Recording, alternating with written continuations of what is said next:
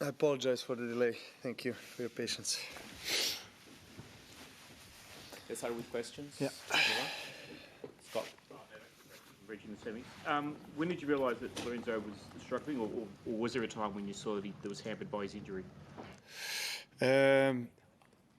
Honestly, the first time I saw him struggling a bit was in the third game of the third set when I broke his serve. But I've spoken to some of the members of his team that are my former agent, Eduardo, and he told me that he complained already at the beginning of the second. But I didn't feel that in the second set he was affecting his game much, but probably gotten worse, and yeah, that's what happened. Just obviously, whoever you play in the semi-final, it's going to be very exciting. Just to explain for us what it is that makes first Yannick and then Ben so dangerous, and what you need to do from your side of the net to counter those dangers. Well, I played Ben only once in semis of US Open years ago, so hopefully, if we get a chance to play, we can have a good match. If I play Yannick, I lost to him, I think 4 or 5 in a row. So yeah, he's just playing on such a high level right now, along with Carlos, the 2 best players in the world. So absolute favorite, but you never know. And hopefully I can deliver my A game for that matchup, because that's what's going to be needed at least to have a chance. I wasn't playing close to my best today, so I'm going to have to change that around.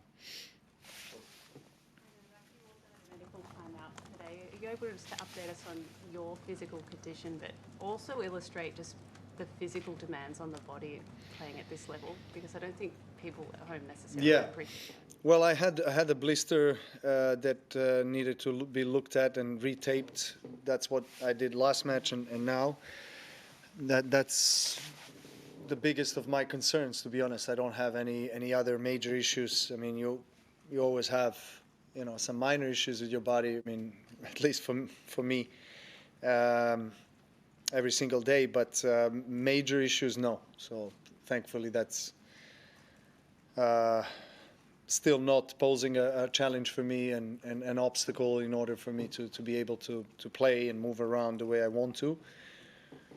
Yeah, it is a very physical game. It's an individual sport, so I think today's example with Musetti is really clearly showing how challenging this sport is. He was a better player on the court. He was close to win it. He was in a control, and then obviously something happens, and if you're part of the team sports, then maybe you go out and somebody substitutes you for a set, and then you attend to your physical issue and maybe get a better chance to close out the match. But that's not possible, in our sport, and that's the beauty of the tennis as an individual sport, but also a huge challenge. So you always have to be at your best, and particularly at this final stages of a Grand Slam. We all put in the hours. We all try to work hard, but sometimes things like this happen in the heat of the battle, where you are straining your body and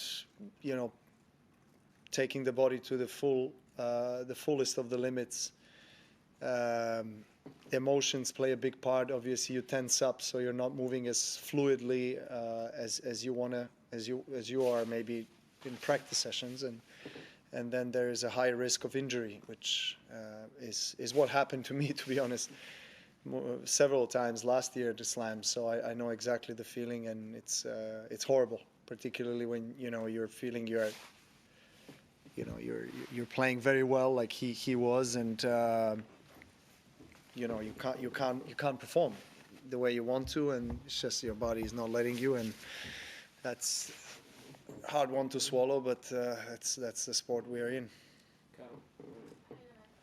Usually when you reach that stage Of the Grand Slam, this is where your game is really peaking, and you've been used to that many years. I'm just wondering if the confidence is still there that it's going to happen again, or if a match like today makes you think, okay, maybe that's the last gear, you know? Well, I mean, I don't want to take out anything from Musetti's variety that he put in and the quality of tennis he put in today was great for sure. But I think I've underperformed for the level that I showed throughout this tournament up to today. So, yeah, I have to play better. I mean, no doubt about it. And I know that if I'm feeling well and body's holding on and I'm playing well, then, I mean, I always have a chance, you know. And it's semifinals of a Grand Slam, so in terms of level of confidence and motivation, I mean, of course it's always there. I mean, it must be, otherwise, you know, what's the point of competing? So I've been in this situation many times in my career, and obviously 4 times last year. I'm glad to repeat the best Grand Slam result from last year, which is reaching the semis. You know, I know that it's only going to get tougher from here, but I have to be ready for it now. I mean, I cannot predict the result or whether I'm going to play well or not, but I'm definitely going to give my best. Novak, congratulations. We've seen quite a lot of walkovers and retirements in this tournament. Do you feel like this is just an anomaly in this particular tournament? It's been very hot, the weather, or is there a sense the schedule isn't allowing enough recovery time for a lot of players? We know that the tennis schedule can be really brutal. Yeah, I mean, there's been a lot of talk on the schedule, and it's the beginning of the season, so from one point of view, you'd say, well, the players, you know, rested and trained and got themselves into a good state, physical, emotional, mental game state to perform well, you know, and have no reason for an injury. But it's a kind of a two-edged sword, to be honest, because the off season is the only time of the year when you can really push yourself physically, but also, you know, mentally, emotionally on the court in terms of, you know, tweaking certain things about your game and improving and, you know, trying to put more effort than normally you would during the season. So that also requires a lot of energy and effort, and that, you know, puts an additional strain on the player. So if you see things from that perspective, it's also kind of understandable, and also, you know, the fact that you haven't played for most of the players on a competitive tournament, an official tournament, for maybe a month and a half or 2 months, and, you know, coming into new season, obviously body is behaving differently when you're playing official match than playing practice sets. So so that's one of the factors as well that I feel like is influencing the walkovers or the injury issues that we've been seeing. And myself, I mean, haven't had any big major injuries in Australia in the first part of my career, but then the last 5-6 years I've had pretty much every year an issue. You know, in my case, it might be the age, it might be certain other things a bit different, but again, you are fresh in a certain way and motivated, but then the body is also shocked in a way when you start a season and you're like, you know, I'm going to do more than I normally would because it's just the beginning of the season. I want to do well, so that can create, you know, physical issues.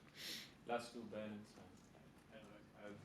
Several of the women players who played in the last day or so have been talking about their frustrations with the cameras that are set up in the behind-the-scenes areas of the Australian Open and the corridors, and showing moments they think are private, and just sort of feeling invasive there. And I know I asked you about this when they first introduced these cameras like 7 years ago, and you said it's sort of the Big Brother world we're living in now. But I'm curious what you think of this continuing sort of trying to turn the tournament into a reality show in some ways on TV, and then also if the players and their anger at this can ever be listened to by a tournament, because the women were saying sort of they didn't feel like there was anything they could do in terms of making a change from there. Yeah, I saw. I mean, with what happened with Coco and her, after her match, and look, I empathize with her. I mean, I know what it feels like to break a record, and I've done it a few times in my career. So I know how it is to be frustrated, particularly after a match where you underperform.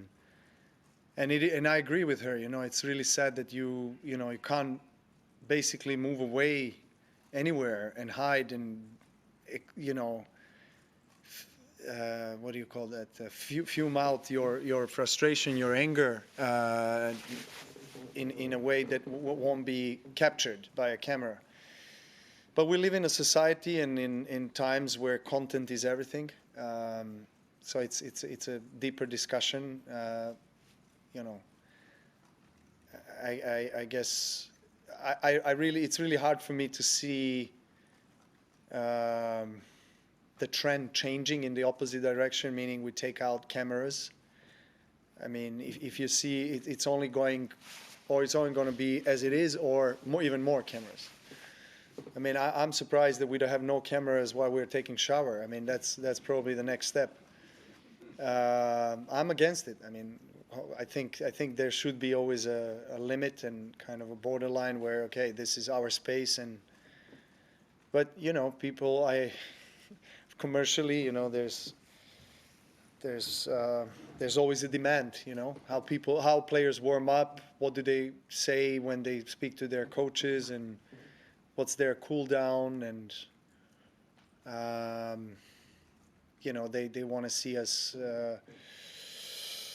arriving in the car and walking through corridors, and so yeah, you got to be careful. I mean, in a sense, because I'm on the tour for quite a bit, so I remember the time when we didn't have so many cameras, and now and then that transition of really getting used to having an eye that you don't hear and maybe sometimes forget about always on you is frightening, because at times like you want to relax and maybe, I don't know, be yourself in a sense that you don't want public to see. But it's really hard for me to see that's going backwards. It's just something that I guess we have to accept. Last one, Sam. When you first, in the early part of your career, when you were chasing Roger and Rafa for titles, and now at the back end of your career, you're chasing Yannick and Carlos. I'm chasing Yannick and Carlos? In which sense? In terms of winning Grand Slam titles just right now. So I'm always the chaser, and I'm never being chased. In the meantime, you won 24 Grand Slams. But I'm saying Thanks. It's worth saying that sometimes, right? Sorry, I should have. Yeah. No worries. So what I'm saying is it possible to compare the way you felt initially when you were chasing Roger and Rafa with now when Yannick and Carlos have split the last 8 slams? Well, I find it a little bit disrespectful that you kind of miss out on what happened in between, where the times when I started chasing, as you say, Rafa and Roger, and now that I'm chasing Carlos and Yannick, and there's probably about 15-year period in between where I was dominating the Grand Slam. So I think it's important to put that in prospect and in perspective. I don't feel like I'm chasing, to be honest. Roger and Rafa will always be my greatest rivals. I have tremendous respect for what Yannick and Carlos are doing, and they continue to do, and they will do for the next 10 to 15, 20 years. God knows how many years they're going to play. They're so young.